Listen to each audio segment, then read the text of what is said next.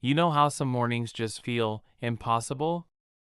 The alarm goes off too early, the coffee isn't strong enough, and the subway is a sea of strangers, all lost in their own worlds.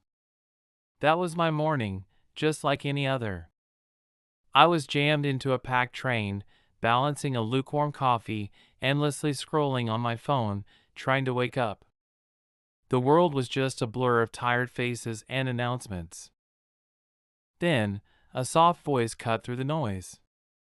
"Excuse me," it said. I looked up from my screen. "Your bag is open."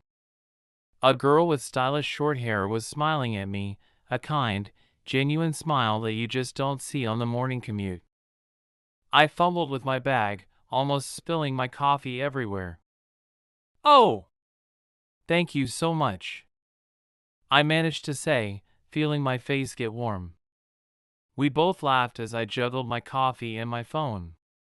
"Rough morning, huh?" she asked, her eyes sparkling. I couldn't help but smile back. "Yeah, feels like every morning is a rough morning." That little moment broke the spell. We started talking. It wasn't just small talk, we talked about the books we were reading, the music we loved, and our shared opinion that Mondays should be officially optional. It felt like talking to an old friend, not a complete stranger I just met on a crowded train. The usual drone of the subway faded into the background. For the first time in a long time, I wasn't just waiting for my stop, I was actually enjoying the ride. When the train screeched to a halt at my station, a wave of disappointment washed over me. I didn't want the conversation to end. As I moved towards the door, she said, "Maybe I'll see you again?" A little spark of hope lit up inside me. I turned back and smiled, feeling a bit bold.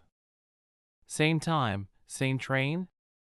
The doors slid shut, and I watched her wave.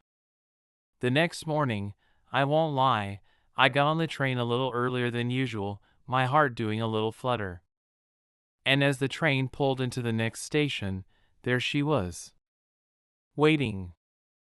And smiling that same amazing smile. Maybe rough mornings aren't so bad after all. Thanks for listening to my story. If you enjoyed this little slice of life, don't forget to hit that like button and subscribe for more.